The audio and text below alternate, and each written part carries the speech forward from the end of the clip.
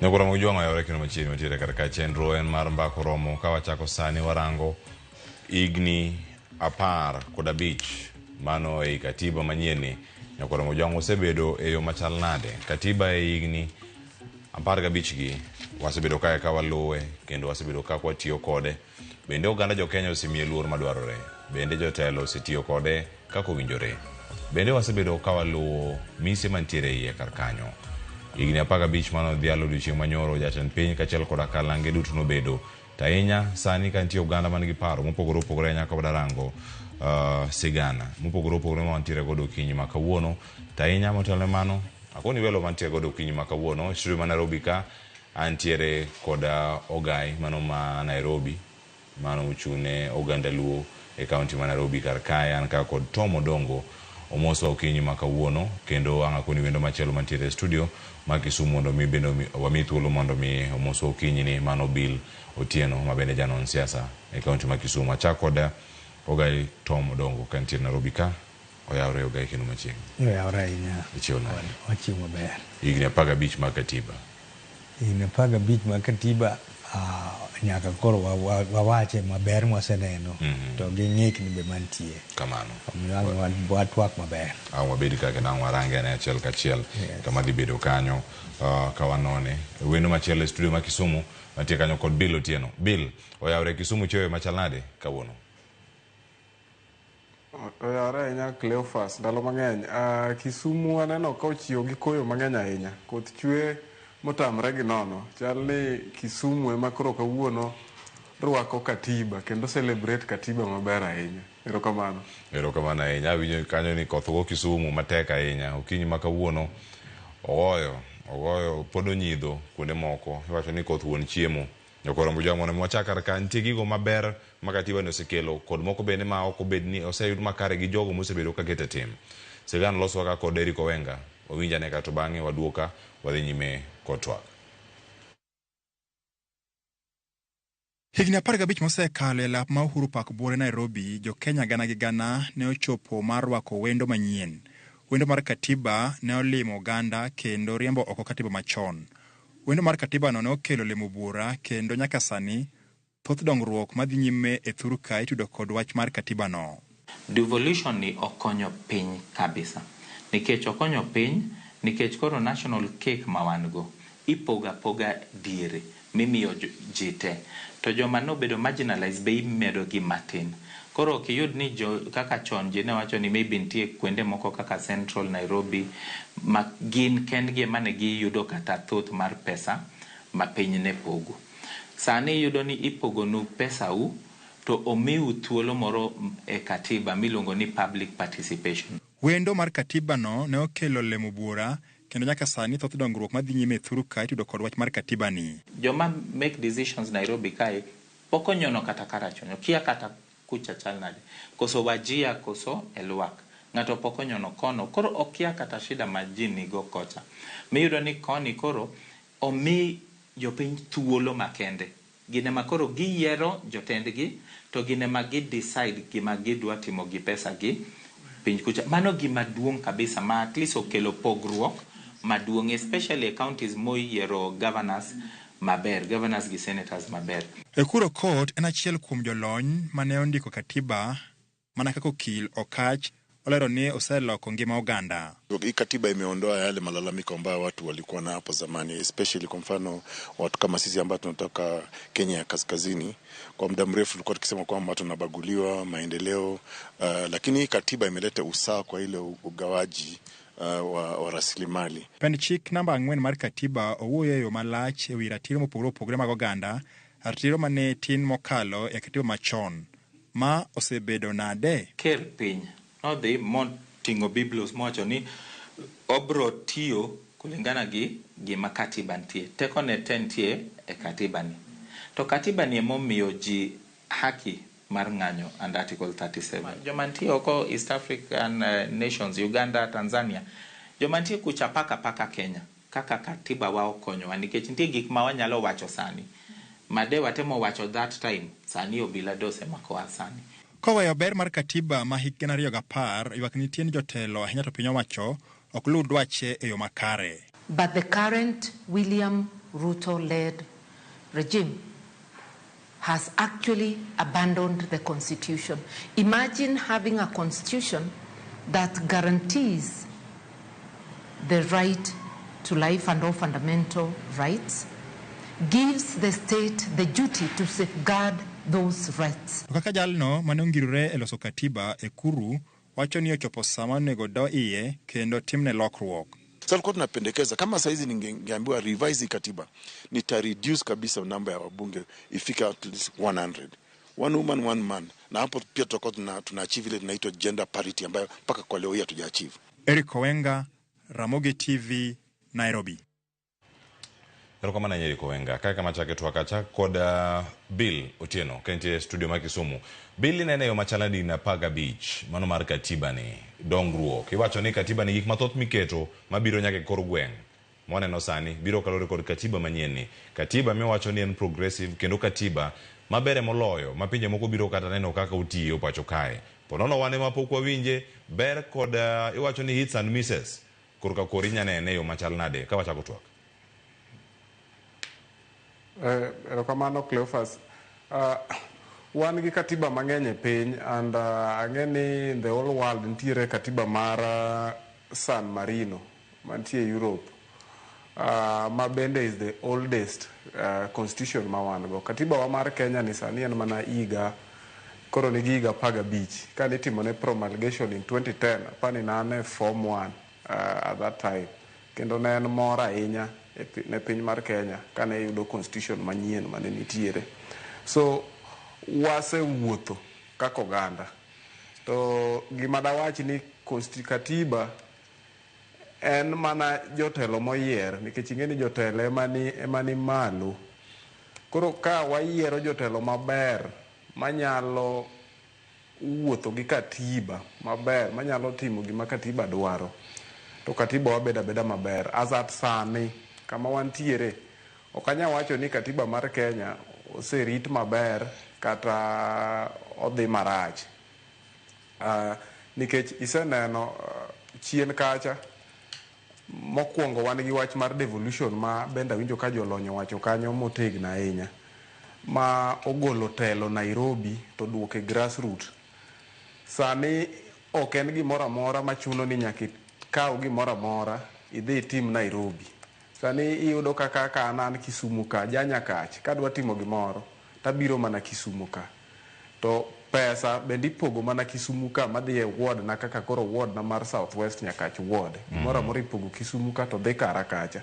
Nitiere gik ma katiba okelo manyien even kata mana on matters development. Nitiere gik ang'eny ma sani ji neno machon ne dhano ok nyal neno.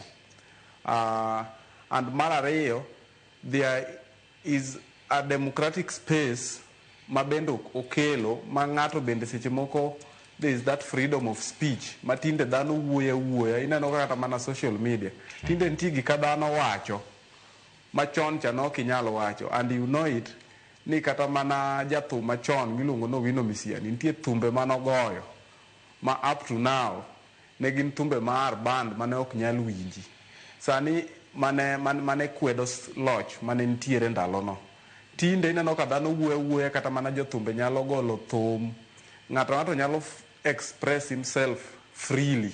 Iwacho ni anyalo pogora, anyalo bedo ni ok adwar gimiwachono. Gimiwachono nyalo bedo ni rachna ahinya, lakini nyaka protect your right mar wacho gimiwachono. So hapa ni Kenya osea mabor and katiba ni was the best thing mano bire piny ka. Mak mana ni nitiere kendo ntie misses moko mosebedo ni neno kama chiegni kacha kama nyaka jatend piny wacho ni gojo moko go tiend gi bunde. Wan gi weche ma biro pod iwinjo ka ntie lweny between Senate gi Parliament. Iwinjo ka ntie weche mang'eny ma judiciary be pod feel ni ok en independent. So there are gains and misses bende nitiere, but adwa wacho ni the fact ni ker mar Kenya oketo nyaka Katiba Day mano bedo celebrated nyoro, nyiso ni nitiere intention maber mar mondo los katiba marwa ma Kenya obed implemented e yo makare. So there is that intention, nitie paro mar mondo ket katiba maber, and wan gi geno kaka jopiny ni ka ker adier gi sirikande ne min adiera gik mane giwacho nyoro, and kata mana mondo recognize odiochieng' mar katiba, nyiso ni en gi intention maber. And anya wacho ni we are headed to the right direction as of where we are today. Cleophas. Erokamano ahinya Bill, aduogo ne studio kar kae. Higni 15 irange yo machal nade? Nitie gik moko maponono ne timore ka higa mar 2010 ne pok ochopo. Sani waneno counties, waneno oganda mopogore opogore, wacho ni telo biro machiegni kod oganda. Maga achiel kuom gigo mabende wacho kanyachiel kachiel. Tange nitie sigana machielo mabende ogai mar ODM Raila Odinga wacho ni ero Kenya tin ahinya mar bedo gi counties 47. Onego range yo machal nade? Ber kod rach mar katiba ni ma iseneno nyaka sani e kinde ma isebedo kae, thuolo mar telo kod rango kaka siasa ma pacho ka bende ringo ogai to modongo. Erokamano ahinya kuom paro maler kendo weche mabeyo makonyowagi.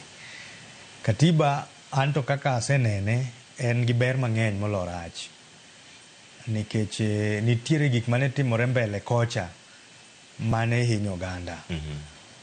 Kata ka weche mag chike ne chon ne ok logi kaka sani gin tiere sani.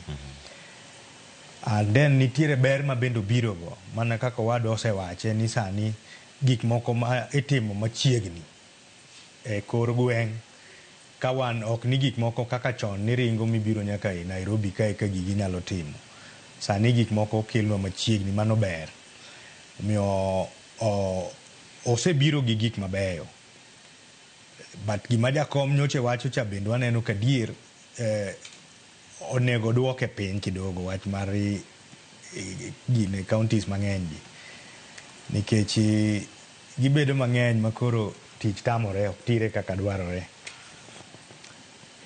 Omiyo an kaka gi kama senene, nikech machacha boyudowa matin wadonge iye machon cha kaka ne chalo weche mag kot gi kanomaki, kaka an wagone Nyasaye erokamano kuom wach katiba mane Raila Amolo Odinga okelonwa ni, olokonwa ni wanene ber, nikech omakwa diere moko kaendi, diere mane waringo maandamano Ruto must go. Waringo to omakwa ma debed ni katiba ma sani ni onge, to sani wandikoro wan historia. To nikech katiba chik nitie manuk ma sani geng'owa kata nyalo miyowa chir mar chopo e kot ma wayud nafas mar wuoyo kata chiwo ywakwa. Aneno ka katiba ni nitiere gi ber mang'eny, but adieri mantiere bende ni okelo ber mang'eny, to jopiny be nitie kaka ohinyo. Nitiere sana wabunge wa mwayiero gi MCAs mawa mang'eny pod ok obedo ong'eyo gini kaka onego bed ni gitiyo kode. Nikech pesa to biro, to koro kosechopo e kaunti ka koro mondo chope e ward to iyudo ka nitiere ng'ikni mang'eny kabisa. To ng'ikni bedo nikech adieri public participation utime, to ka koro biro e ground to yudo ka gima ne uwacho cha opogore gi gima ubironu. Koro pod nitie ng'ikni, but en gima pod wan gadieri ni kaka wamedo dhi kode kata kaka wamedo dongo, odhi bedo maber, ma gik moko biro bedo maber. Ponono ka nitie gik moko mathoth ang'en ma pod odhi bedo kae ka warango achiel kachiel. Ma sama warange ka daigo sekalo 34 nyaka oromo gi jwa nitie thuolo madhi do mar rango gik matimore e Senate. Iwacho ni twak mano mar iwacho ni mano mathich oko. Governor ma Kericho, mano Dr. Eric Mutai, ma bende nyaka sani nyaka oromo jwa en twak madhi nyime kama entiere kacha e od bura mano mar Senate. Ne gibedo kacha kod twak odiochieng' manyoro, kendo sani pod wabedo ka gi thuolo mano mag rango ni to gin gik mage mantiere madhi bedo kanyo ka warange achiel kachiel. Adhir Bill Otieno e studio ma Kisumu mar mondo mi bende warange ne okang' machielo mantiere kar kae. Ng'ur mosebedo kar ka Bill iwacho ni josiasa kata jotelo ma pacho kae mosebedo ka thiro weche gi mago maketo katiba ni kata pen chike ma pacho ka tim mano mokwongo iwacho ni ok gida luwe kaka entiere, ilose mana mondo mi ofavor gi kata mondo mi orange aranga achiel kachiel kama gintiere. Dwa wache nade ka iwacho ni court orders pod ok luor, gigi duto pod ntiere ka ok migi luor madwarore nyaka sani higni 15 moko mane timore odiochieng' manyoro KICC ineno ka gimore mar wuondo wang' joting'o katiba sudo to katiba ma giting'o no bende ok gida miye luor. Ayie kodi Cleophas e wach mar sama nachako awachoni kata mana ogai be winjo kowacho kanyo ni katiba ni in as much as ni en e lwet japiny to jotelo moyier must walk the talk. Ka jotelo moyier ok dwa tiyo gi katiba manitie to mano pod onge kaka katiba nyalo bedo implemented e yo mayot. And nitiere gima be is very important. Okine ka katiba ni onego beni puonjo kata mana japiny, onego beni puonjo japiny mondo japiny ong'e ratiche. But king'iyo kata mana counties wagi matin sana samoro be onge matimo kata mana civic education mapuonjo jopiny e weche mag katiba. Ang'o momiyo gitimo mano? Nikech ging'e ni japiny kong'e ratiche, japiny kong'e ni mae gima ondike katiba, to onge chieng' ma jatelo nyabro dhi mawuonde. So jotelo poko timo gik moko kaka onego beni time ka ber ahinya. Nonego beni every year, financial year kaka giloso ga weche gi ka. To onego beni keto allocation moro ma bende madhiye civic education ma mana en mana mipuonjo go jowa in each and every ward kata mana constituency weche mag katiba mondo nyisgi ni mae ratichu, mae kaka onego beni udak, mae katiba, mae kaka articles giwacho. But jotelo ok dwa nokal gik moko ainago. Kibiro ng'iyo kata mana budgets magiloso tibiro no ka en mana budget oket ndara oket ang'o gik machalo kamago. But mar katiba madhi golo doke it japiny, madhi yawo wang' japiny ok gitim. Mar ariyo, jotelo mang'eny are above the law. Gitimore gin above the law. Gimoro no wasomo, gimoro nitie rule of law ni onge ng'ama is above the law, onge ng'ama duong' malo chik. And chik kata mana ndalo Yesu joka noguro Yesu nikech ne nitie chik ni ng'ato ok onego wach ni en wuod Nyasaye. To Yesu en nowuok mowacho ni en wuod Nyasaye. Koro nogure nikech mane chik mane nie pinyno. So you can never go against, you must get punishment mar dhi against chik moket kamoro. And jotelo osebedo ka tiyo gi impunity. Otimo makosa to en atua mikawne opogore gi mikawne japiny cha. Kendo ging'eyo kaka gi protect one another. So mano en challenge maduong' ahinya e katiba ma wan go ni jotelo mang'eny mwayiero ok dwar timo gik manie katiba kanyo. Gin gidhi against it to japiny to gidwaro oluw. So adwa wacho ni there has not been goodwill kowuok kuom jotelo mar mondo katiba obedi. King'iyo kata mana wach mar 2/3 wach mar 2/3 ni en gima nie lwet bunge to osekawo higni adi. Ntiere kata mana gik moko, ntie rulings mosebedo made gi courts mag pacho ka. Kidhi e bunge kacha ineno ka court owacho kama to bunge chak wacho gimopogore. So jotelo moyier dwaro mana ni gidhi gi interest gi, gidhi gi magi chuny gidwaro to giluw gima katiba dwaro. So adwa ni mano is a big challenge and jotendwa moyier ok osebedo gi goodwill maber mar implementing the constitution. Erokamano ahinya. Nyokoro mojona koni kanyo nitie matimore Senate. Sani kwa dhi thuolo mano marango mago matimore kar kanyo wacho ni en timo nonro ma imedo duok penjo mathoth kotenore kod dwaro mano mar thicho oko Governor mano ma Kericho Dr. Eric Mutai kama entiere kar kanyo achiel kachiel wanyakoni kanyo mantie sani ombulu dhi nyime nyakora mojwa kamine ne kar kanyo ng'eni loso pod nitiere kanyo wanya winjo ne kama giwacho kanyo wacho ne special sitting mano kama gintiere e od bura okinyini wanya winja ne madhi mbele kanyo sani. Because the one I wanted to play was at 19. Kindly proceed to 9:51. 9:51 was displaying the results of 21 votes, and that was at 1956. 1956. That is based on the times I had picked because it is not really very clear. Is 1956 is the time when the honorable member from Kipchimchim, under page 31, casted his vote, and it was tallying to 21 votes. So the time, the votes were being cast on real time, and it was being posted in the display board or indicator board in the assembly. I hope we get that clip. Are we able now to project 9:51? Minute 9:51.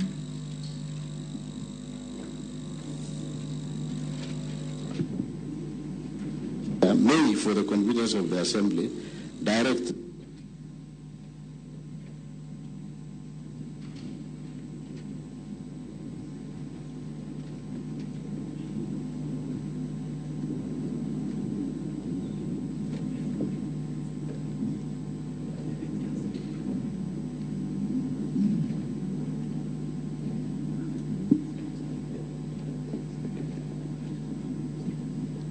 For the sake of time, Mr. Speaker, sir, maybe we can proceed. Yeah. But can you confirm what? Yes, I can confirm that by 1956, we had 21 votes already cast. And is that corroborated from the indicator board available at the Assembly? Yes, in the YouTube and the Facebook page. Let's go to KCAV 1 minute 14:18, kindly. That should be the last vote that was cast. That was cast.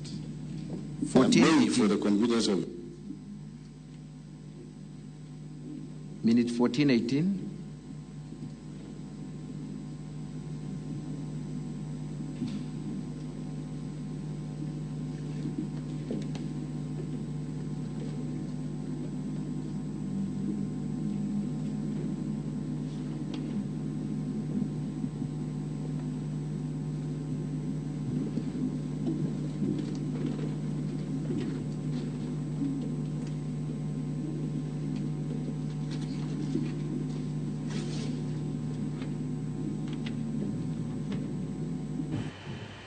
Nyakora mojwa mago bura mapodhi nyime kanyo mano mar thicho mar governor ma Kericho Dr. Eric Mutai kendo ang'eni ka pode ka mondo bede kachiel ka pod warange mae gik moko ma katiba manyien ni okelo kendo miyo oganda mara bedo gi paro abila gi kata county ma Nairobi ka kubedi kuom ranyisi iwinjo kanyo ka paro biro ni dagol governor en bura mosechwal mathoth ahinya Sonko nokadhe kanyo Sakaja ero ntiere paro makamano mag MCAs ratiro magini bendo osechiwo mane moko kuom weche moko mabiro nyaneno ka ogaya achiel kachiel mae ber ne jopiny kendo rach ne jotelo mamoko mapono noseyier. Yes.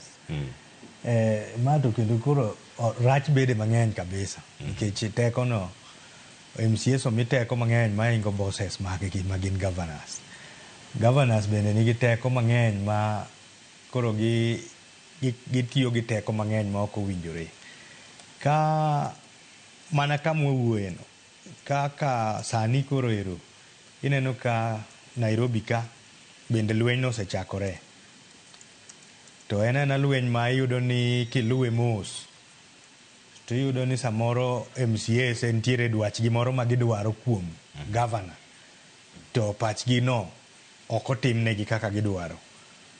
Koro yudo ka gibira gi wach moro ma giketa ma gichwaka ma gin wasenene nyaka nyaka ne walok katiba ma waket wach counties. MCAs chandore kabisa gi governors ma kanyo be pod nitie ng'ikni moro monego kani nya chak duoknwa katiba no mondo chak wang'iye maber to nego ne kanyo nitie kuon monego walose matin nikech gikelo tich bedo matek. Kiyudo kaka koro masani timore e Senate no. Ibiro yudo ni sani gima timore e county no sani onge. Pesa ma onego beni konyo jopiny idwa ng'iew godo MCAs. Nyichi winjo kata ka president boywak ni tinde gik moko mikale nyaka ng'iewe ji. Pesa dhi mang'eny to kony jopiny. Koro odwa mana gima geng'e kik mondo wuog e tich. Jok mose onge tich madhi maber nikech nyaka ibed gi jogi. Sani mondo ibed governor miti nitiere jok ma in godo ma nyaka winji. Kata itiyo mana marach to gin nyaka gin gi protecti. To nitie jok ma bende nigi paro mabeyo ma winjo weche jopiny to kaka ginyalo kele ma ti bende tamore. Kore ma weche gibire ka koro weche ogwenyore kind MCS ok ginyal bede para achiel. To koro weche gi wuok mar ni ok wanyal tiyo kodi nyaka wagoli. Deputy governors bende hinyo governors mamaggi. Moloyo to ka koro ji chopo machiegni gi yiero ma kama koro wachomoni. Iyudo ka koro gin be gikawo jogegi gichako golo weche moko mopondo ma samoro jopiny okia. Mamoko bende gimeda gi miriambo mondo gidonje position ma nyawadgi nitie. Mano to kamoro amora mane e leadership ka. Iyudo ka in gi ng'ati ma ungo machiegni to en bogomo mana kama intie no mondo bedie. Nyaka ang' manye yo moro ma odwa thikogo kata modwa kelo godo weche ma ok kony. Lakini kendo bendo ber nikech governors be koro ket tiesre ma ok ginyal timo gimoro amora ma pachgi dwaro. Nyaka giwinj pach jopiny kokalo kuom MCS magi. Koro gigi gibeyo lakini pod ok gin pok wachopo kama onego bed ni wachope. But wamor kaka ja Afrika ni kenjwa ka to waseidho.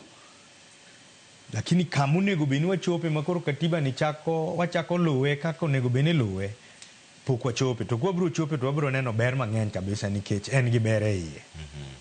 Ber mantiere kar kanyo.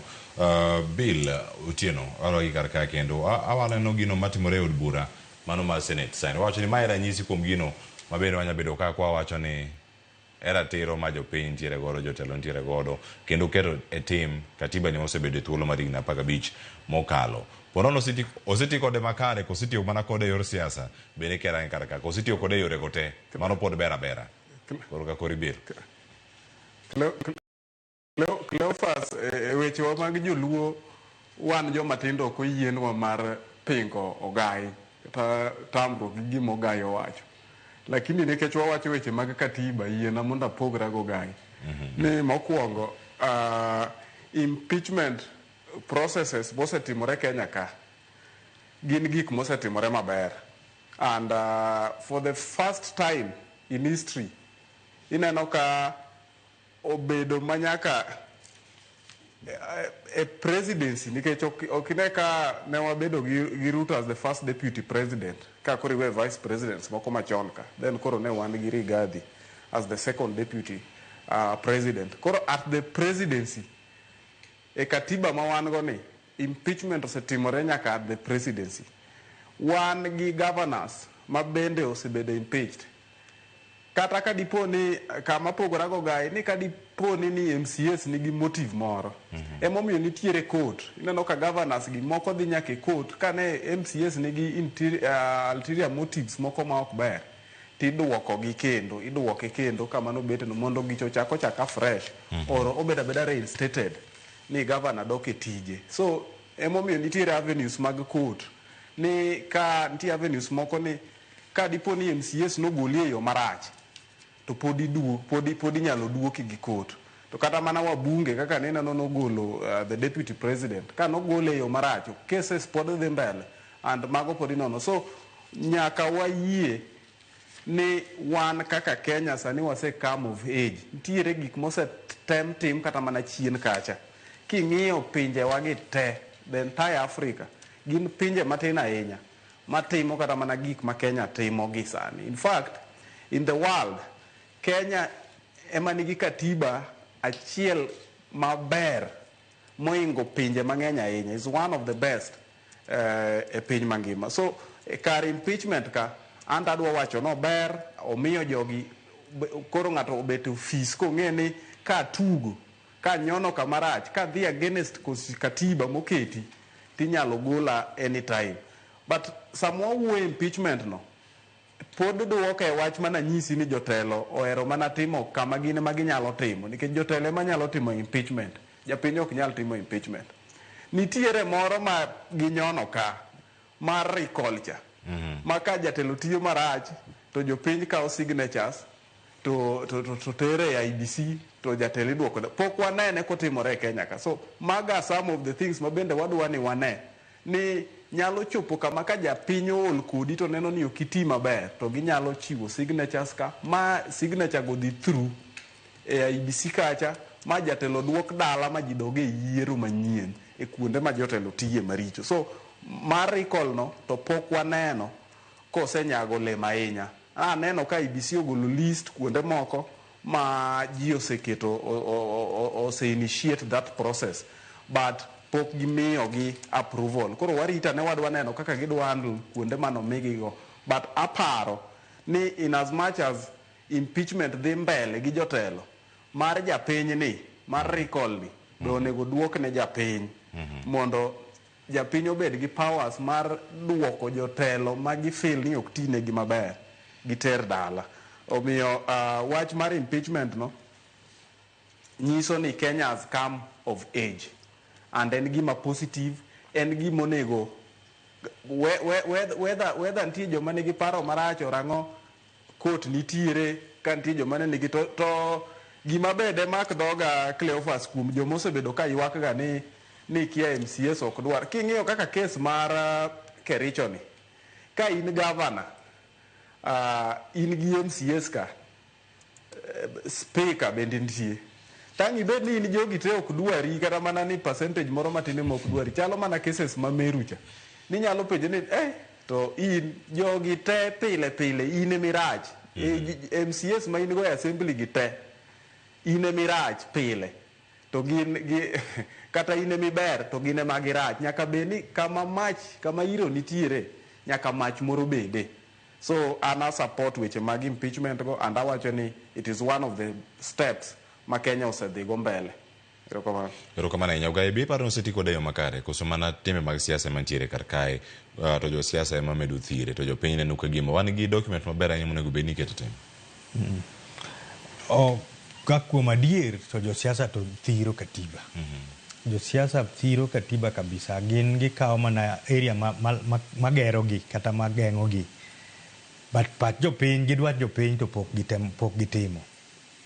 Nikech yudo ka public participation onge, kata ka wang'iye kuom jowa ma wayiero from ward level. Sama gidwaro tich to ji biro ka beyo ndi, kendo gibet kod jopiny ma gikwan gik monego bed ni gitimo. To once ni ng'ato sidhi modonjo tich, tiyudo ka koro gik mane onego bed ni timo, kata gik ma chik dwa ni mondo tim, ok gitim. Gima wapenjore ni to jogi, ere kaka chike mane waloso mondo konywa gi biro konyowa karang'o? To kaka owadwa owache, owadwa wuoyo maber kabisa ni jowa gi ng'iyo mana girgi makonyogi, to ok nyal yienewa kaka jopiny manoyiero MCS gi. Ok ni katiba to yie ni mondo wanyalo timo mano, but mondo ichopi mipange mochop kama koro iluongo MCA maru ni koro jatelo, in tich koro rumo ni jopiny ok oyie kodi, ok yot. Manyiso ni gine ma giloso chik ni, kendo onego bed ni gilose od bura, to giloso mana chike ma favor gi. Mane adieri mantie. Japiny ni kanyo. Japiny giwito oko kabisa. Gini gilose mana katiba mar jopiny nitie, lakini nitiere kaka koro katiba marwa makonyowa ni, giduo giloso magine magini konyogi. Sani dog neno kaka koro lweny gore wach mar golo CDF malo kiduoko e piny ka. En lweny manok mar jopiny, to kaka dware opogore gi kaka joka ineno ka gore. Gigore nikech wach pesa ni. Wabunge to gi MCS yware nikech kanyo mwandu madhi konyogi, ok mwandu mada konyo jopiny. Ging'iyore gin giwegi. Koro katiba ni ober, lakini jotelo tiyo kode marach kabisa. Kanyo pod ok wang'e ni wanyalo timo nang'o mondo katiba okony japiny. Erokamano ahinya. Bill Otieno, akele wach mar public participation kae. To en gino ma oselose kendo osewache e kinde malach ahinya. Dipo ni en concept moro mobedo matek ahinya ne jok ma iwacho ni gin custodians mago mag chikegi, mago ma pacho kae. Pile ka pile itero sirkal mano kokalo apis moro ma jatend piny Kenya, kitero gi e doho kinde duto itimo gima chalo kama pach japiny pok okawo. Impeachment chano penji, jopiny medo sechok pachgi, oter ji, oring kode mana ng'wech. Dipo ni en concept moro ma pod poko odonje pach oganda, koso irange no keta oko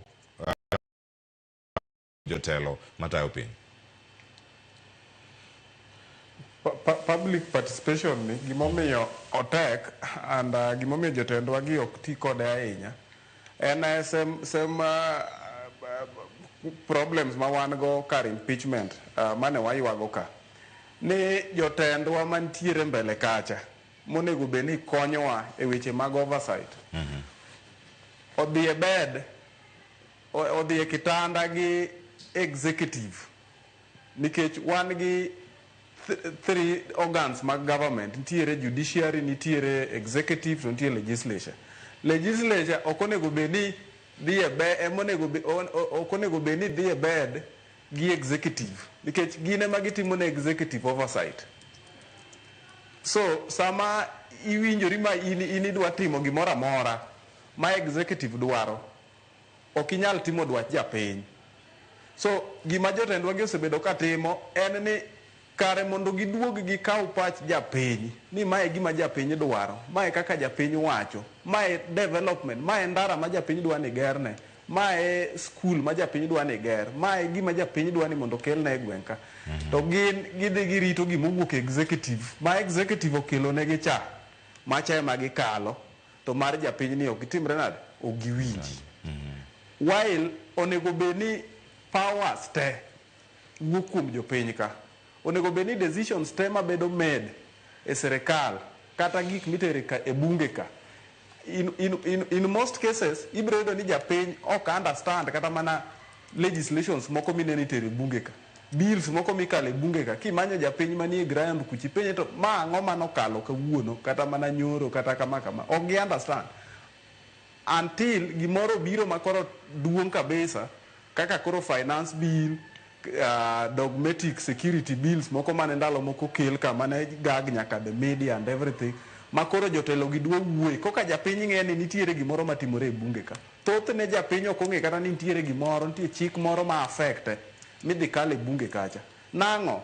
En nikech wabunge kidong e level mar devolution ka bende MCAs dwa mana notim gima governor dwaro gima waziri go dwaro.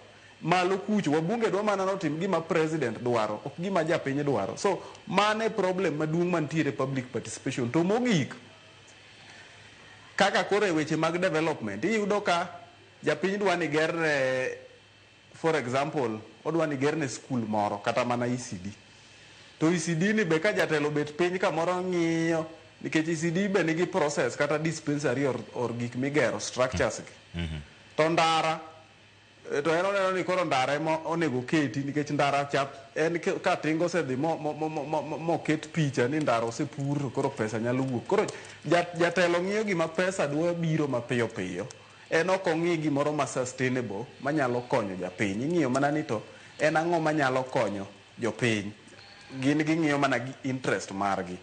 Asto ma be ang'e ni nyalo bedo ma very controversial, and awinjo kata mana ka jatendwa party leader Raila Odinga wacho nyoro ni wan gi problem maduong' ni jotelo moyiergi olokore contractors, tije moko minene time gwenka jotelo olokore ni gikebe gine ma gitimo tijego. So sama en e contractor timo tich, odhi mana public participation cha ubro mana time, but at the end of it all odhi bedo gi sei ne, odhi dwa no ket projects madhi konyo kambi ne cha mar mondo tim contracts go moro moneno ka ok nyal miye pesa maber mani keto tenge. So the bottom line en corruption.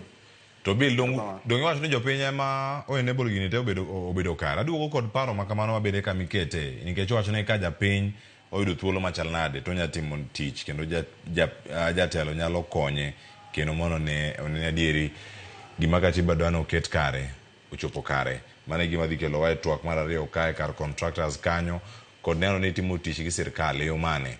Machini ka ne jatend piny Kenya oketo koke weche mag Conflict of Interest Act sani. Ma okiyie ni mondo mitim tich gi sirkal ahinya ka intiere jatelo, intiere position machalo kamagi. Miyo intiere jaod bura moko man Nyanza sani mantiere gi buche domo monego bed ni giduoko ni mar kambine iwacho ni kambine maloso ang'o. Kambine maloso ndara moro kumoro to kanyo kambino bende ene mochulo. Moko dhi bedo duto ko rango achiel kachiel ka ni chike abilagi bende dhi ketgi tim ka josiasa ok odonjore kodgi. Moko ni weche mag contractors madonjo ni kor ndara mamuro ni cha iyudo ni MCA more malose, jaod bura more malose, to kanyo bende time nade ichule mana pesa. To pesa ne mar ng'a? Mar japiny. Wakawuoyo masani okoro mojwang' sa Oromo sang'wen mar okinyi ma kawuono. Chenro mar mbako Oromo waduogo bang' yweyo, kik idhi mabor.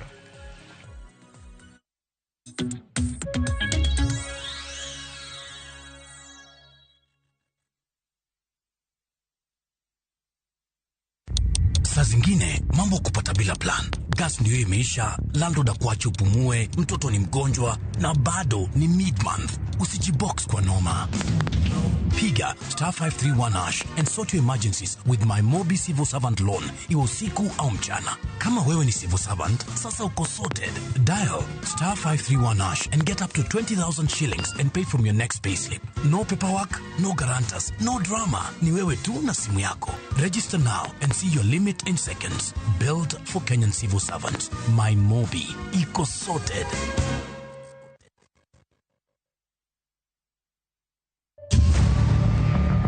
En nek mane omako piny gi buok. Nek mar Sheila Wagesha pod odong' karapar. To higa achiel bang'e nonro okwethi. Walikuwa wachane, the following day hiyo siku yenye alimuua. Saidi yenye alikuwa amedungwa, alikuwa amelalia saidi safi iko juu. Sasa ungejua amedungwa, amestabiwa. Piwang' anyuola pod mol. Jack Bambu manena chiche winekno Tony Kanye. Personally, I don't know if more TikTok. My name is Jack Bambu is around, and there is nothing family can do about it. Nek mar Sheila Wagesha. Then the Benny Justice Nyalo Yudore. Then take a communication man the Yanwa from the BCI's headquarters. Ticha Ngwen, Sachiel kod Sadek Marutieno, Kai Keloni kod Cynthia Onyango. Kick by.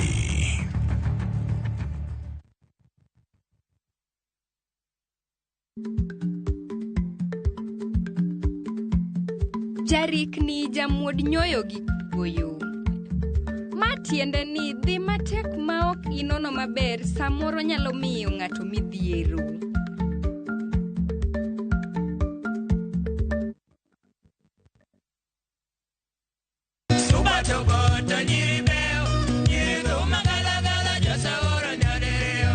Ajos Jabondo.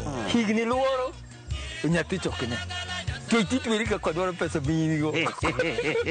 Ajos Wuod Bondo, wende ne pod mint e it nyaka kawuono. Koro ladwa ng'iya koni, napenjo jaduong' moro nokona ni mano mwanda ok dien ng'a. Tich abich ni kochakore saa 2 okinyi kendo ngeso saa 5 onyango e Ramogi TV kitae gi Solomon Atito Kafaya.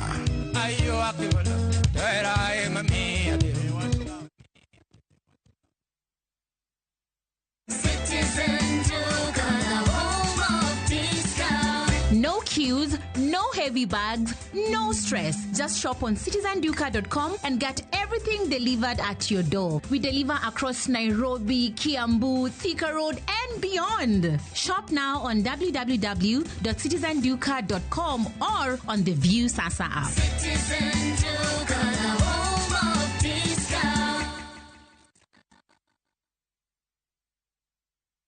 Introducing Wigo, your trusted ride. The ride with the most reliable, verified, efficient and transparent drivers. With fabulous cashback incentives for passengers, each trip on Wigo feels like an upgrade. Download Wigo from Play Store or App Store or SMS Wigo to 20425 and ride with confidence. Wigo, let's go.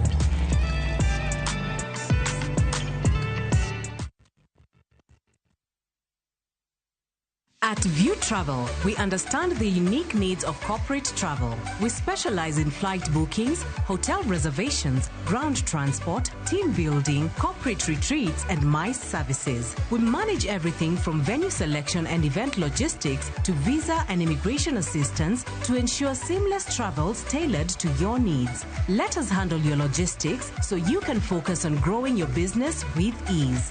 Contact corporate at viewtravel.com 0703 254 254. View Travel. Dream, explore, discover.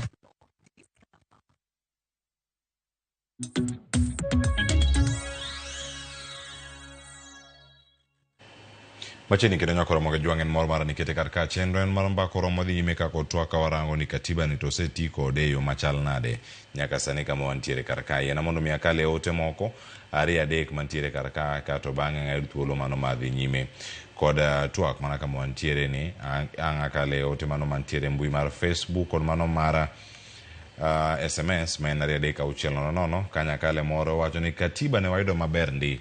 Shida eni jok machiwo gi katiba and especially the three arms of the government jogi ok lu katiba. Judiciary osetek nyara. Wacho ni they are no longer independent. Onge gima ginyalo timo. The executive to timo gik moko gi agoko. Yani en moro ma iluongo ni sisi ndio kusema mtadu. Public participation to koro ok ti ni choth. Wacho ni public participation koro ok ti atia kanyo ni choth. Mano pache man ka oteno lalni karka wacho ni an pok aneno ka pach japiny otiyo. Ichokogi, ikawo pachgi to iumo parogo gi odheru. Mae momiyo kata luong jopiny mondo mi okaw pachgi to ji machalo an kamae ok dadhi because it's a total waste of time. Impeachment mago yoma to osemedore e pacho ka jotelo mamalo wacho ni jotelo mamalo ok dwa ka jotelo mamalo ok dwari to iyudore nyim senate to mari rumo gi kanyo owinjo governor obedi impeached ka japiny oneno ka oja mibadhi kendo nitiere neno moromo aluwo twakano moja ina ko mano ote maruthi Theo Chieng erokamano machielo bende nitiere karka ote madhi kama Engineer Lazaro Kanyambok mawacho niya dongo ng'eyo maber ni ng'ama ne katiba ni brainchild mare ne ok oyudo chance to implement it. Owacho ni Raila Odinga ng'ama nokelo katiba ni mano ma 2010 constitution and no camp ganged up to deny him the chance to oversee it. And camp no ganged up to deny him chance to oversee it, its implementation. Otherwise piecemeal amendment to koro de chono nitiere position moko matimo mana duplications of duties. CDF to mondo dong elwet MPs ani Engineer Lazaro Kanyambok Makariobangi Jamaguje Kanyada East rokamana yenye kumote mari chiko ita kenda luwo twake makare dala makisumu kae awinjo ka bill ja siasa nitiere karkae kendo an Ricardo erokamana Ricardo Lewis woda wasiboda wachna ni chendo kaka en awasiboda erokamana enya bill angene atieko kodi kanyo to yena mono miacha kodi bende tielo ni mara riyo kato banga duogi rogai kae iwacho weche maga contractors kendo conflict of interest. Ochal nade kama en chik ma jatend piny Kenya sani osekete koke magayo jogi mantie sirkal mondo mi obede kod kembe gi mabende gine mage ndiko kendo conflict of interest ni keti kacha ni kambini machake ndiko loso tich machielo to pono tinga machielo manoro kwayo to komi tich in gi influence gi duto contractors mago maloso ndara maloso gik mathoth mantiere karka katibo mi ogara thuolo magoro kwayo gi oro tonge kamiketo gi nikech jatelo dwani kambini kata kambi moro mar nyare kata mar wuode kata mar jaode emo mitije machalo kamagi kendo japiny kama chal nade giyawo kembe to kembe gipodha podha Bill.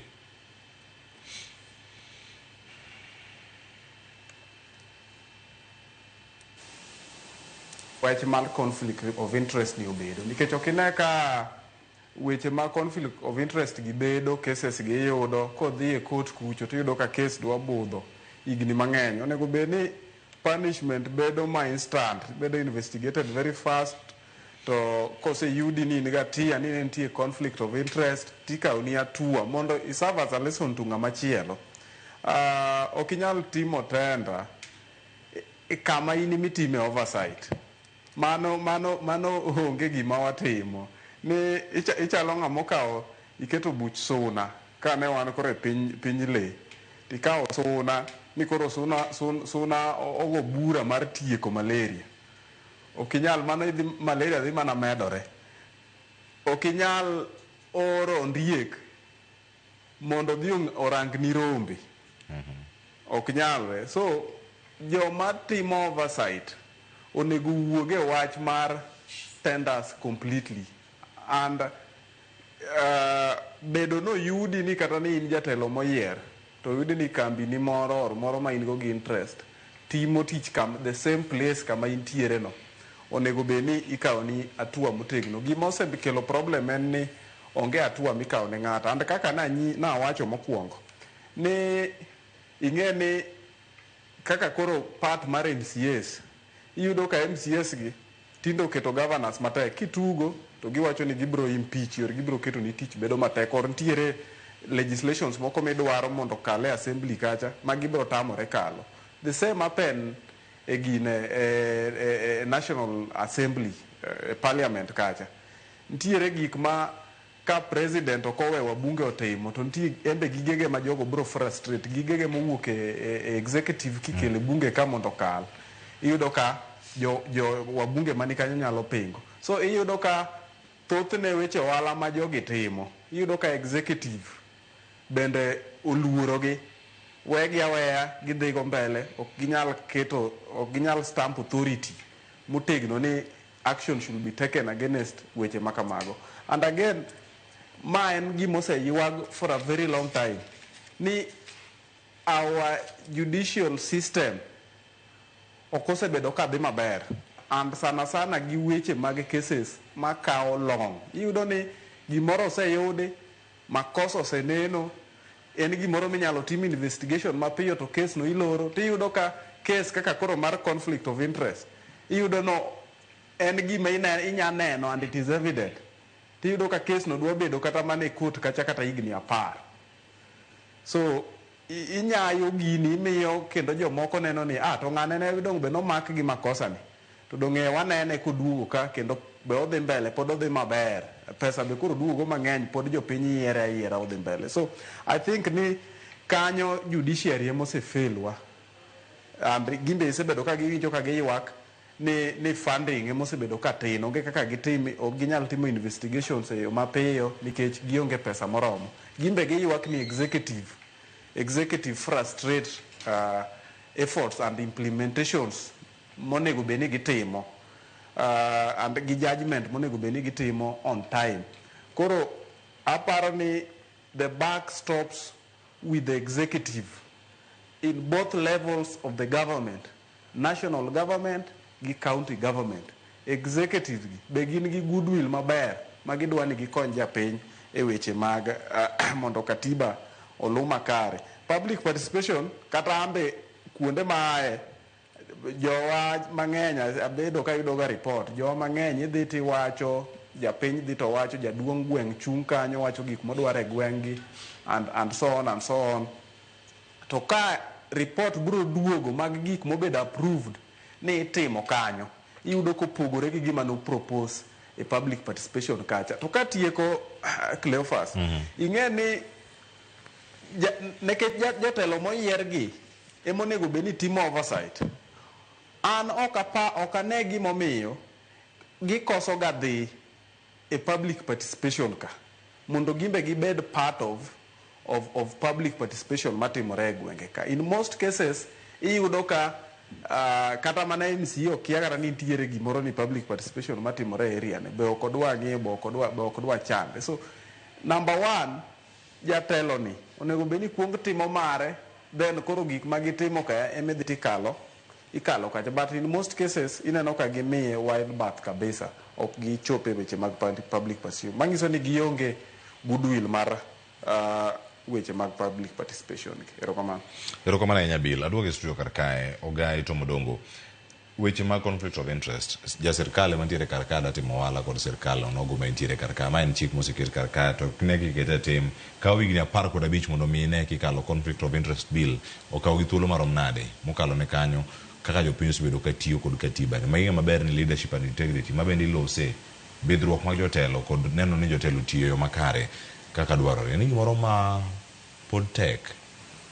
Pod tek kabisa. En gima kelo shida mogik e wach mar dongruok. Nikech adieri makende mana kaka in bi wacheno, jotelo gi kata kowuondore ni oonge to wang' ni yude ni kambi mar osiepne okete jaode, nying jaode ama nyathine ama owadgi, to pod en ma entiere kanyo. Kiluwa luwa kata mana sani miwacho ni da timo investigations magi in iwuon, tidhi yudo ni tije mitiyo mag kamoro amora mitiye kuom tenders 5 mochiw nyaka ang' yore 2 moko jatelo ma kanyo nitiere godo gi interest. Koro magi gik mapod ng'ikruok mapod wan godo e katiba wani bang' higni 15 mwasetieko ni. Pod en gima chendo kabisa.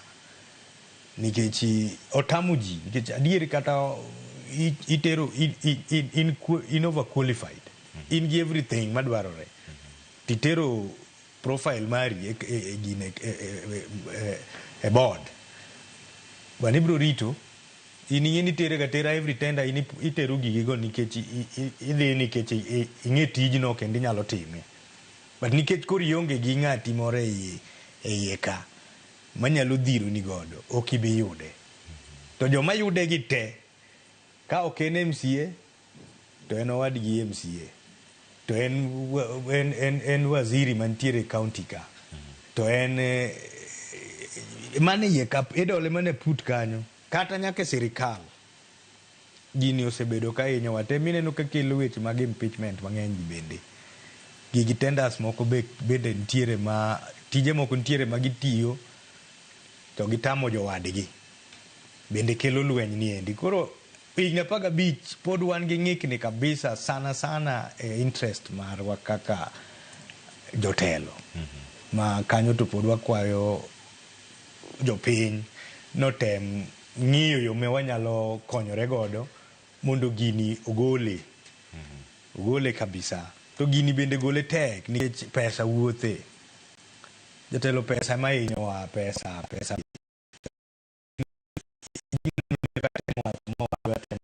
ni impeachment yore mang'eny kele. Impeachment mag governors gi yore mag kata mana weche gi kele. Weche mag interest no endo, ng'ato nigi gine moro ma odwaro to ng'ano governor tamogie, chuno gi niang' ne gidola put kamoro giwache mbakano, to giyudo ka gin ji kata bich ma bende interest margi ok ong'i wachne, tema kelo ni ng'ani koro nyaka wang'iuru rieko mwada golego. To ka ng'i weche dhi e kot kucho to en gi pesa, pod gik moko igwenya. Kata kama gintiere senate ka pod pesa dhi nyalo wuothie wuotha nyo. Ja president wanchola olero ka adimba. Warito mani mondo golwa nyinge jogo warad kod ye ground. But adier mantiere ni corruption to pod hinyo katiba ni. Miyo pod wan matek. Kamano, nikech moko gimantiere kar kae, japiny. Katiba no osemiyo japiny teko, nikech koso osemiyo mana jotelo teko. Nikech kama gintiere kar kae rango gi impeachment gi ka wuok mana e od bura. Kama gintiere japiny bere tie gi paro. Dio wach moro donjo kar kama Ruth Chingo wacho, sama dhi nyime kako twak. O wacho ni gino nego beni wuok kuom japiny kabiro malo. Impeachment mago yoma to osemedore pacho ka. To jotelo mamalo, ka jatelo mamalo ok dwari, tiende ni ikele nyim seneto mari ruma na gikanyo. Mano bende kama intiere kare. Wacho ni katiba bende uchalo kaka pala. mano ma kata ligangla ya bero ng'adi koni duto kama intiere nyang'ado ji te. Katiba onego bed ni ng'ado ji te. Chik en ga ni onego bed ni ng'ado ji te. To time nade ing'ade kumoro achiel ka sani. But sani to ng'ado japiny jotelo winjo maber. Katiba konyo jotelo molo jopiny monego bed ni okonyo. Adier nyako no wacho wach moriere kabisa. Katiba hinyo jopiny manolose to gero jotelo. To nikech japiny onge teko, en kosewache gisetieko ma giyiere ni koro mae gima wadwaro. Lakini koro kaka gidhi wache mbele kacha cha gi jok matin. Ok gidhi time gima japiny dwaro ok tim, to kama japiny nyalo dhi be onge. Mineno ka ni gik moko kethore ma koro nyithindo nyocha owuok obiro e ndara. Nikech ok pachgi ok ti.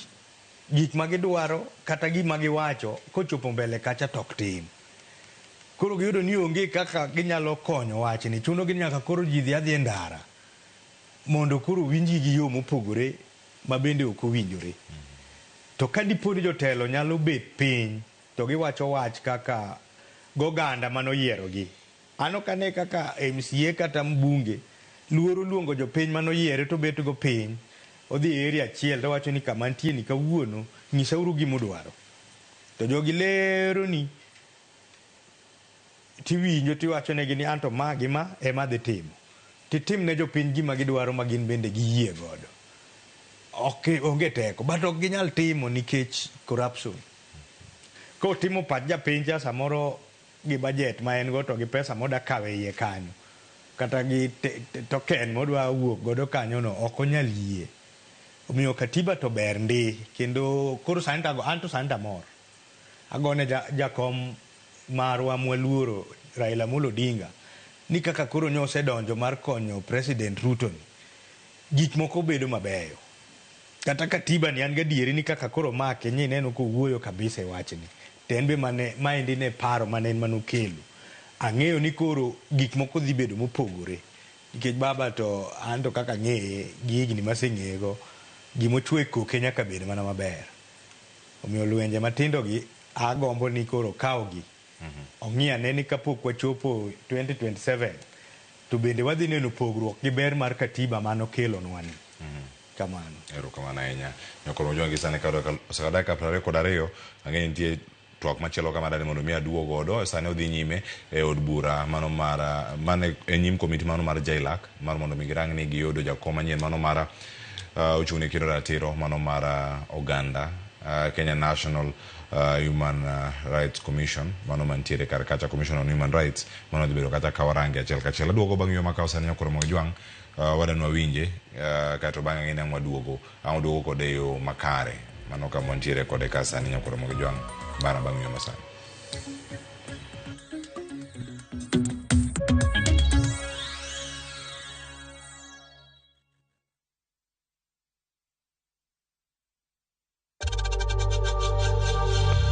We know times are tough, so save money by buying airtime from M-Pesa to any network with zero transaction fees. Dial *487*2# and get your airtime PAP with zero transaction costs.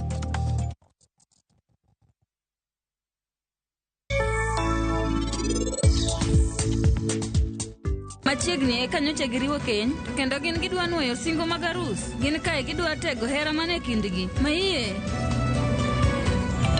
Kawuono odiochieng' mari mar arus. To kare in kanye? Ang'o momiyo pok ichopo ka? Anachopo mana kanyo sani mama. Wabundiso kai maber. Dawe jatelo. Mano gimo kela kae. Nitie sichopo. Maiye we jatelo dong.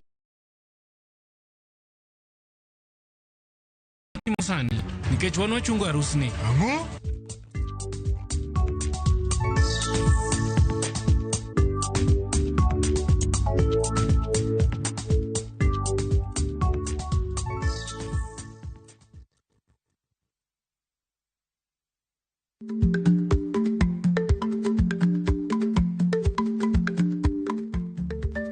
Dhako muol kadonjo, matiende ni bedo ni ng'ato ling' e kinde ma owendo ok ofulo ni omuol. Samoro en kod kido mamoko.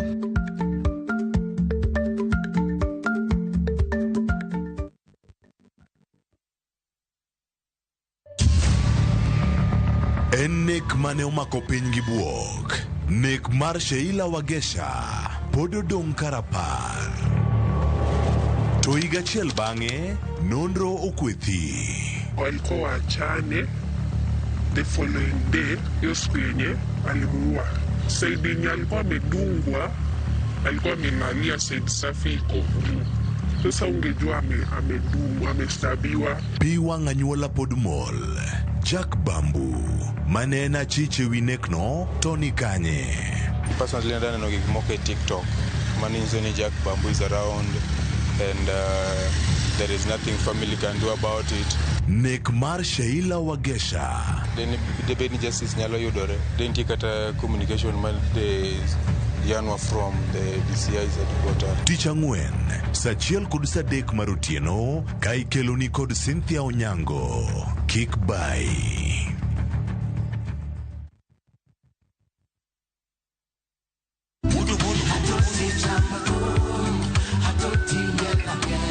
Woktich ka woktich wakelo ni duon ya Wotonagi. Kabinet chario kati chario nyakumunga juang en odiochieng' mar yuto mari. Chieng' tich adek kati adek nyakumunga juang en odiochieng' mar mine nyalo kachiel koda weche hera. Awendo kachopo tich ang'wen nyakumunga juang wakelo ni kama nene, yani TBT kod thume mamit mokalo. Furahi the edition and thum kaliech. Loso kapuoyo nyakumunga juang. Ka wakelo ni jothumbe mopogore opogore. Kanyo nyo bende wakelo ni gimiluongo ni Ben Yawan.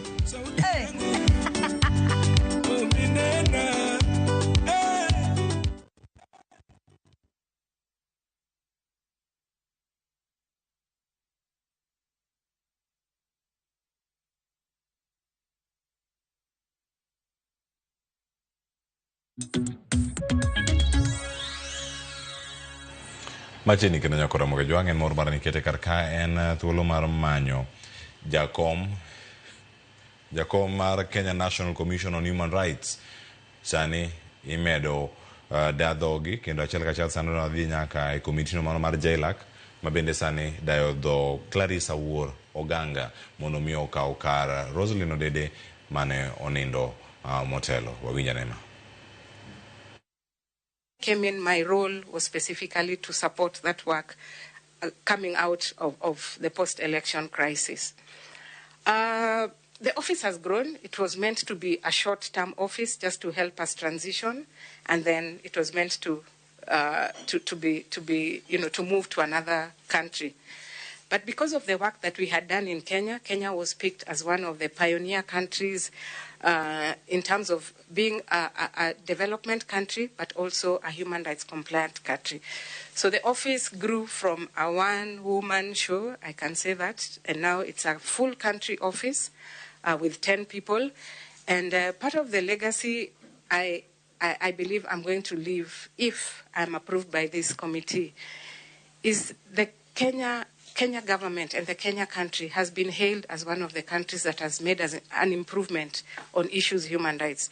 We are up to date with our human rights obligations, but we've also expanded our understanding of human rights, so that human rights is not just about civil and political rights.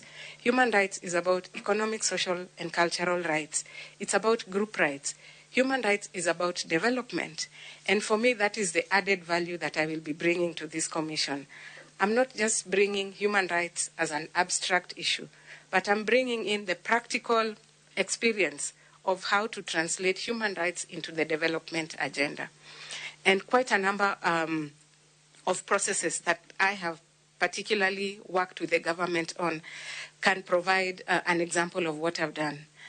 I've worked with the Kenya National Bureau of Statistics to integrate human rights into data. This is something that Kenya has been hailed as one of the pioneer countries, to have the Kenya National Commission and the KNBS have a memorandum of understanding on how to integrate human rights into data. And one of the best examples that I can give is the 2019 census. If you look at the 2019 census, it was able to count marginalized communities that were not previously counted. It was able to disaggregate data to include people who were not originally counted as Kenyans. So that is the added value that I bring to this commission, translating human rights into practicalities, translating human rights and demystifying the issue of human rights and development, because these two go hand in hand.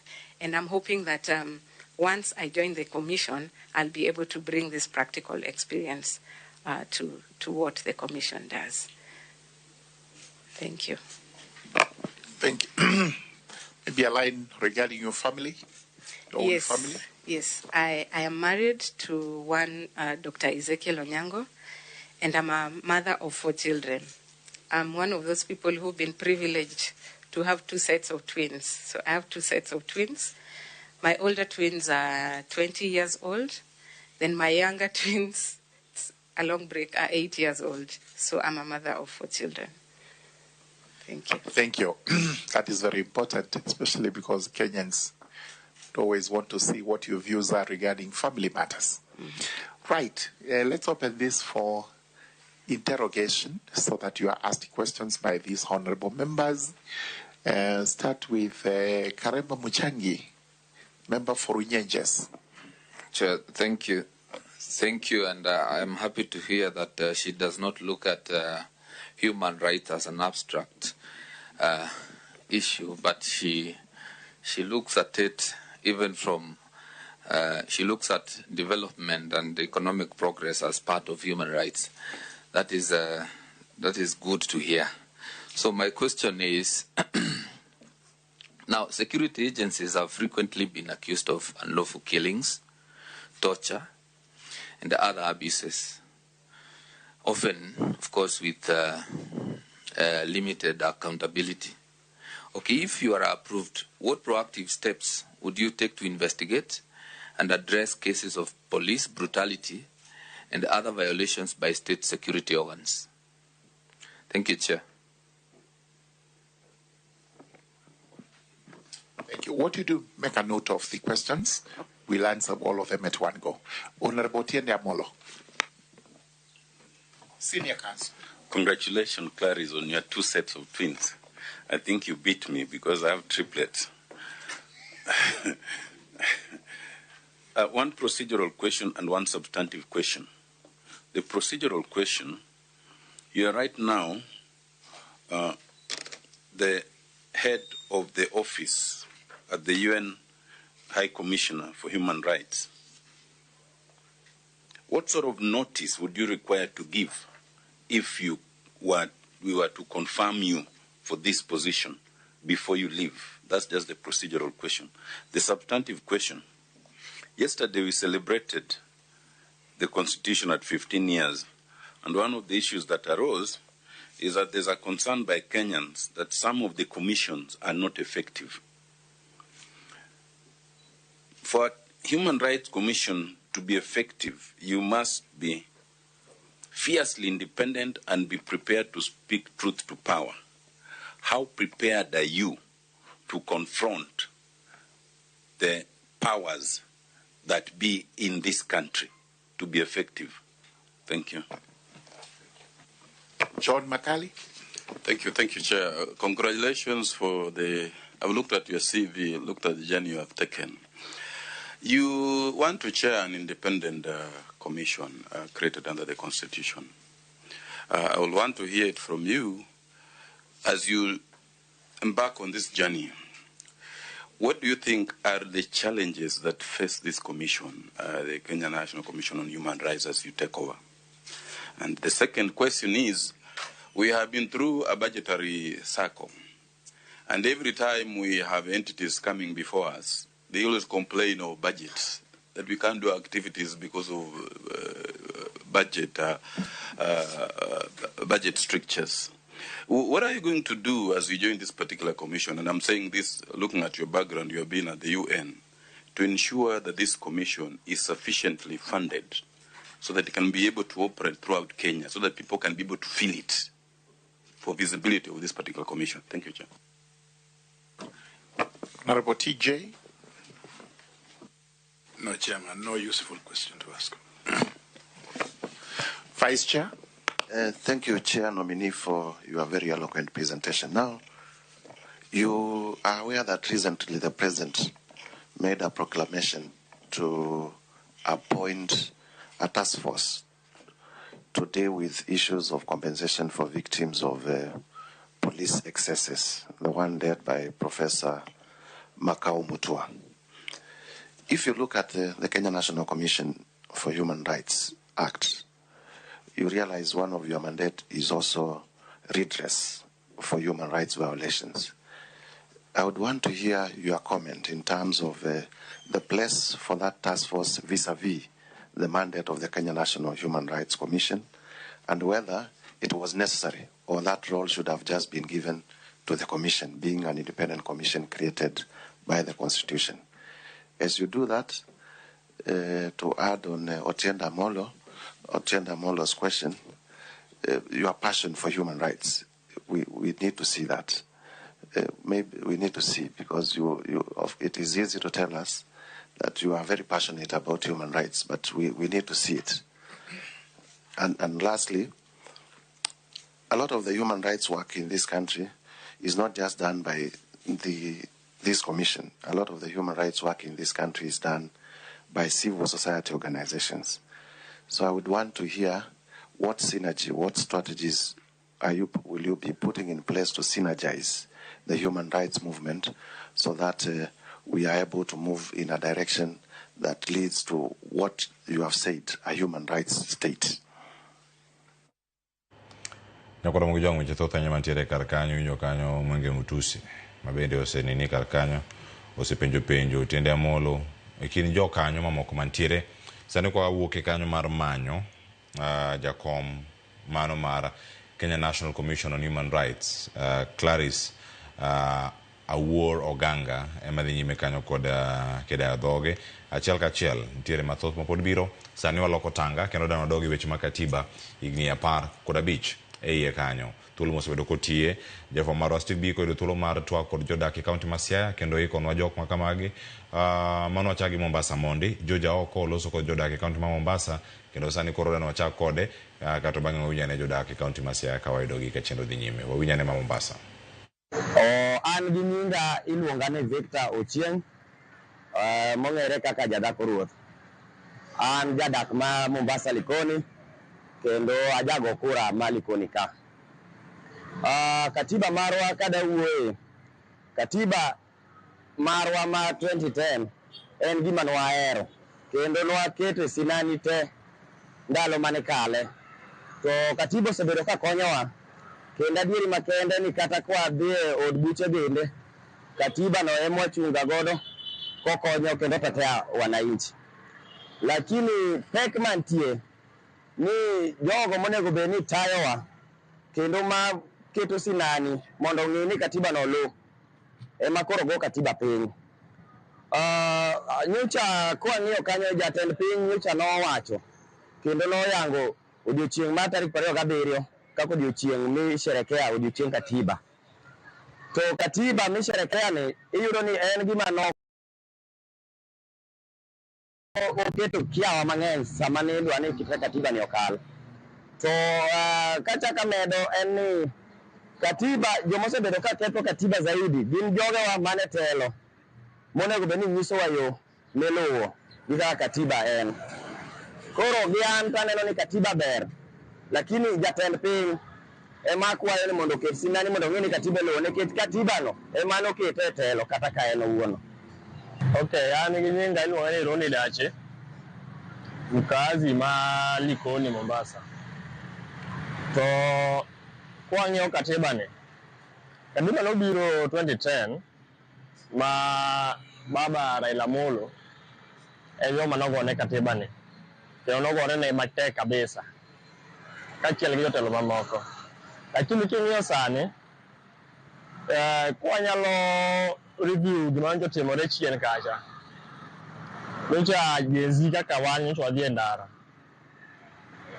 ne right wa, nikech ne en right wa mar donjo e ndara kendo ng'anyo. But iyudo ka koro polise kachiel gi NIS ne violate Katiba ni, nikech iyudo ka vijende kaka wan nimako titero iye court tibedo charged with terrorism. Koro wan washanga ni ya ng'amo ga dhi ndara modhi mana ng'anyo mamuol era ko biro charge gi terrorism iyudo ni vijende ko nyaka kawuono their rights osebedo violated pok giyudo haki gi moko pod nie jela moko ne rumani nyaka kawuono koro an nasisitiza tu ni jotendwa kachiel gi polise yiro ni polise go gilunwa katiba you violate rights mag vijende aka wan kachiel gi jok mamoko okoto ni vijende kende joma mine jodongo be nitiere koro an katiba iko sawa lakini giteme mana ng'iyo kaka gipitisha go nyango mung'ere mara makambi jadak Malikoni wawuoyo kuhusu katiba ma 2010 katiba ma 2010 osebedo ka nolose maber to joma tiyo kode ema koro ok ti kode maber kaka owinjore kaka nolose nikech wayudo ni kaka ojende wa masani gi inyore kokadho juu mar katiba koro ber wanwang'e katiba ni onge an ber manene katiba ni onge kata achiel kulingana gi sirikal bende masani kaka tiyo kode ok ti kode maber koro wakwayo sirikal mamalo ni mondo oluw mana chik kaka dwarore kaka katiba ne dhi mbele koro an gi Wambo tieko gi kanyo Mombasa amoduogo ka mondo mayud paro mamoko mapod ntiere kar kachiel iwinjo gi kanyo kapod gimedo mana donjo kendo mamoko pod biro nyakoro mojonga thuolo mar winjo paro mano mag jokanyo e kaunti umanyna josiaya ada winjo gi ni katiba bende tiyo negi okinyi ma kawuono wa kaunti ma Siaya ng'eni wamedo rango gi kae achiel kachiel nyakoro mogi jwang' nitie mathoth bende matimore nyakoro mogi jwang' e kaunti ma Nakuru jatend piny Kenya nitiere kono ka odhi kanyo e chenro mano mar jo NYS mano ma bende wamedo luwo ni kae achiel kachiel okinyi ni ma kawuono kama dhi bedo kae ka waluwo ni kendo warangi ni to kanyo gibiro yo machal nade nitie jogo moriwore kod duolno mano mar jo NYS manyaka sani nitiere chenro mano mar neno diere gichako tich iwacho ni en 89th passing out parade mano mar National Youth Service recruits kata jogo manitiere kacha jatend piny Kenya ochopo e kaunti no ma Nakuru korwake kod gavana ma Nakuru mano Susan Kihika e kind mamoko mapod ntiere ang'eni Ogai winjo wach mowuok e kaunti mano ma Mombasa kendo kiwinje kacha achiel kachiel gino ma demi paro iwacho ni katiba bende wawinjo kata gima Clarice Oganga wacho amanya luomi jo kanyo makoro idadhoge mondo mi okaw karos neno dede mano senindo elemono mar jakom mar Kenya National Commission on Human Rights katiba ntiere kar kacha nego bende rito ratiro mag oganda katiba ni osebedo ka thuolo mag 15 bende oserita ratiro gi adier kaka osebedo oganda osebedo ndara ng'anyo osebedo ka itimo moko bende ichungo paro moko biro mag chik irange yo machaladi kiwinjo twak ariyo mobedo kar kanyo achiel kachiel motimore od bura gi jod bura moloso kar kanyo kachiel koda ka moa Mombasa gi mano kaka winje gi kaka ng'eye gi kaka an banene podi mana kaka ne onjo ka wacho chon ni pod wan gi ng'ikni mang'eny nikech ratiro marwa to nitie lakini sirikal to pod ok oyie ni ratiro wa watigo kaka dwarore ratiro kwanza ng'at ma ok nyal onge ratiro ka ina ng'ata dhana to ratichi no tin kabisa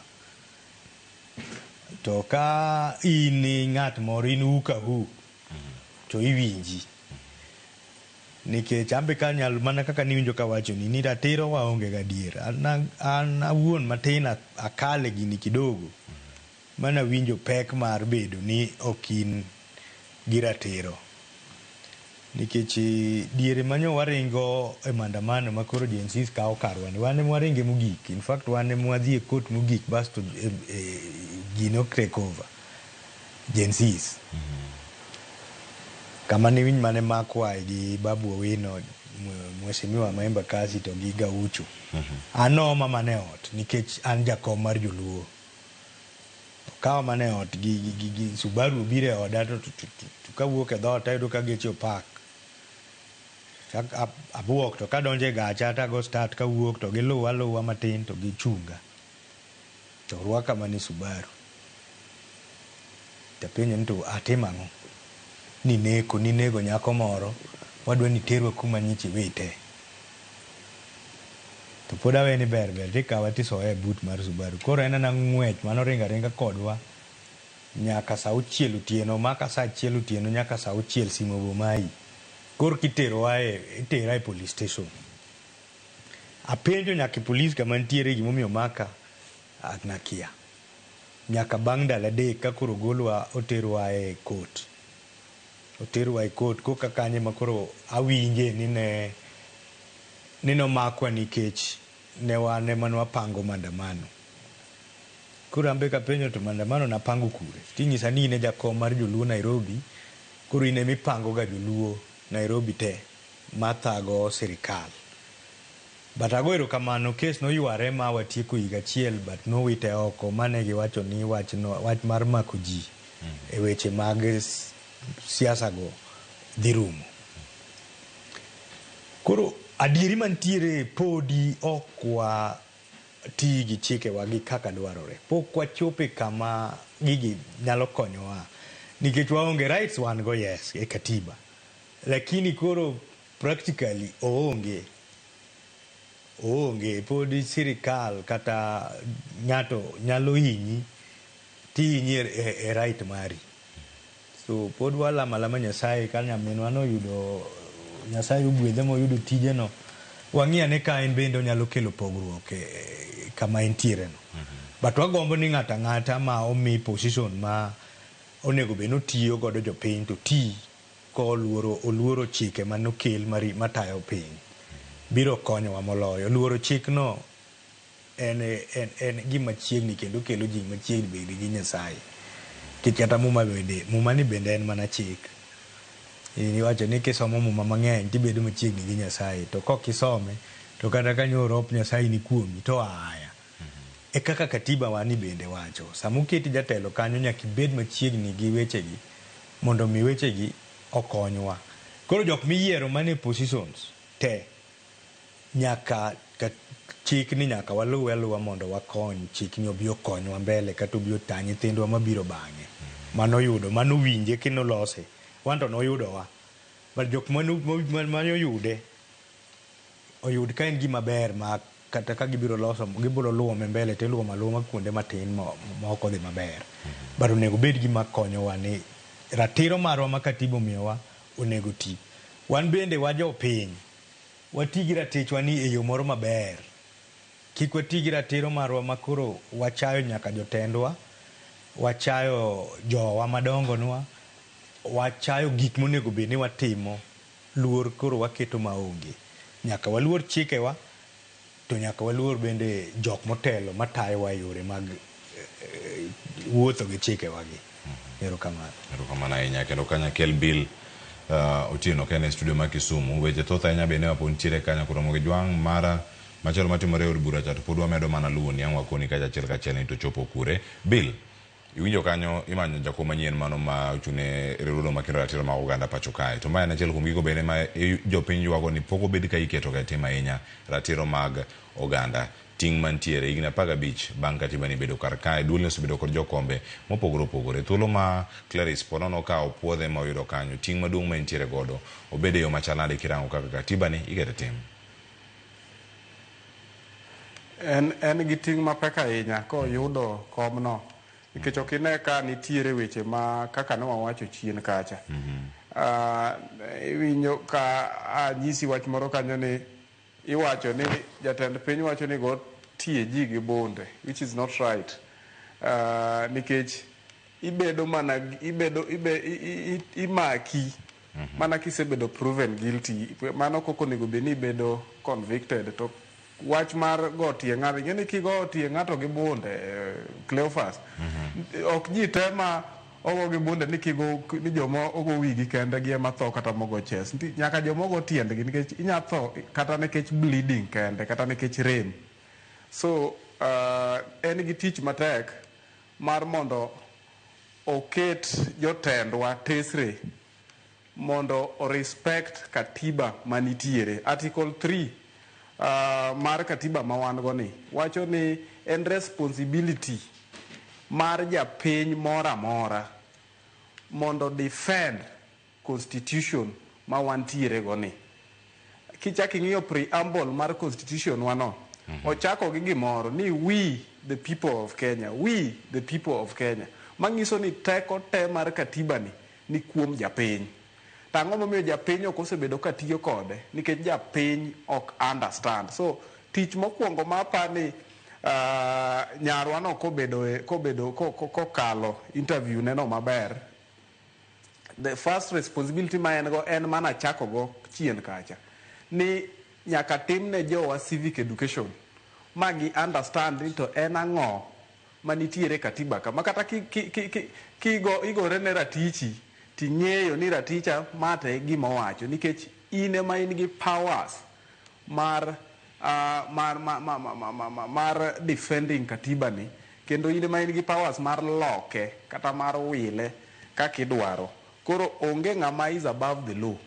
So apani responsibility maduong' monyalo bedo go mana nyalo wacho ni onego ng'i kodonjo en ng'iyo kaka inyatimne jopiny weche mag civic education mondo gi understand gima katiba en, nikech ibiro fight ne ratichgi to gin ok gi understand gimi fight ne gini.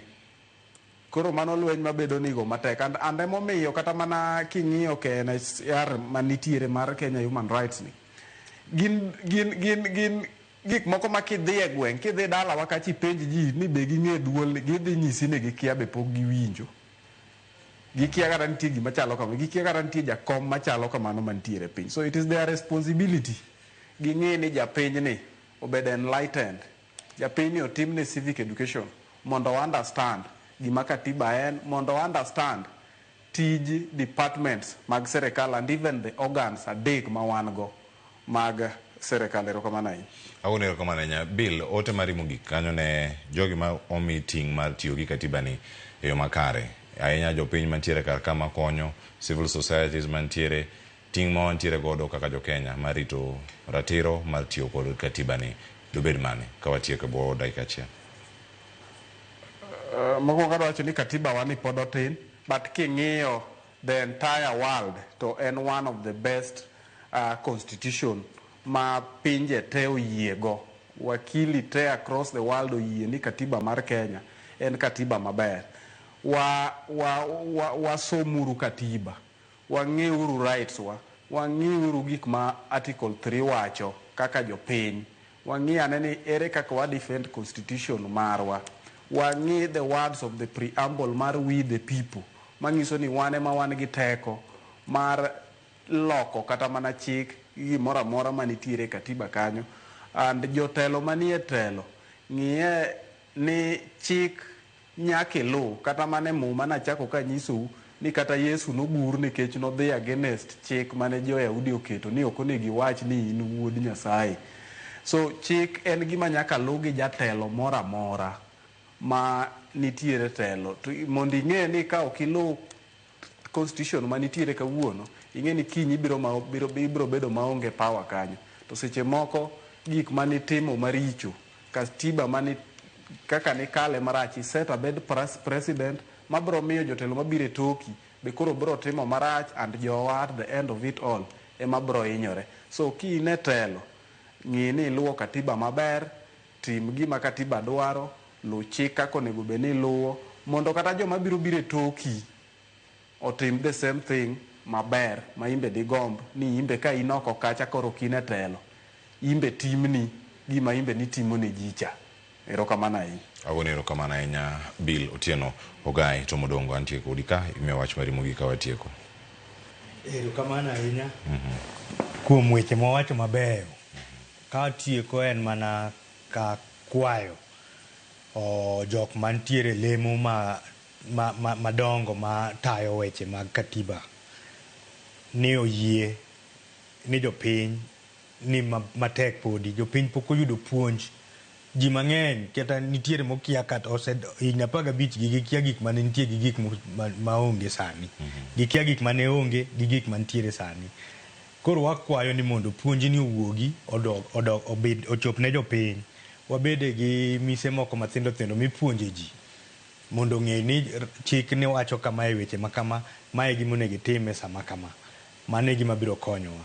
Kendo koro katieko mogik kaka oganda wa ma joluo sana sana modak Nairobi ka, kaka an ogai maru Nairobi ka, nitiere weche wa mang'eny ma mag joluo ma wagombo mondo wakuothi, wawachi kuond puonj moko mathindo thindo mag luo. An go office mar Luo Council of Elders Nairobi, physical office ma kidwaro weche wa mag puonj tinyalo bire to wapuonjore e weche moko mag dongruok wa kaka oganda luo. Gima duong' ni jo Nairobi te mar luo wariwre uru, wabed uru gimoro achiel, biro konyo wa mbele ka. To be mosebedo olamowa ma jakom Baba Raila Amolo Odinga kod ker marwa jaduong' Odong Irandi nobiro mosidha ka. Koro ambe tija agombo ni mondo ati mana ka umbende uyie wati kodu. Erokamano. Erokamano ahinya Ogai Tom Odongo. Iwacho weche thoth ahinya mantiere kar kama yudo kwalwoni. Ako ni kongo kubedo kodwa. Ukinyi maka uona antiere kako nyawdo Joyce Odur. Sana antiere kako duelo Ogai Tom Odongo kachal kodaka Bill Otieno ka antiere studio. Mano ma Kisumu. Mano ma kelo giko. Nyinga Cleopas Oluoch. Ja Kisumu kanya kwar mokeo nyaka sango. Kama nunyogo. Odadhi mbele rango gimachielo manyalo miyo wabed mamor e weekend. Oriti Masai.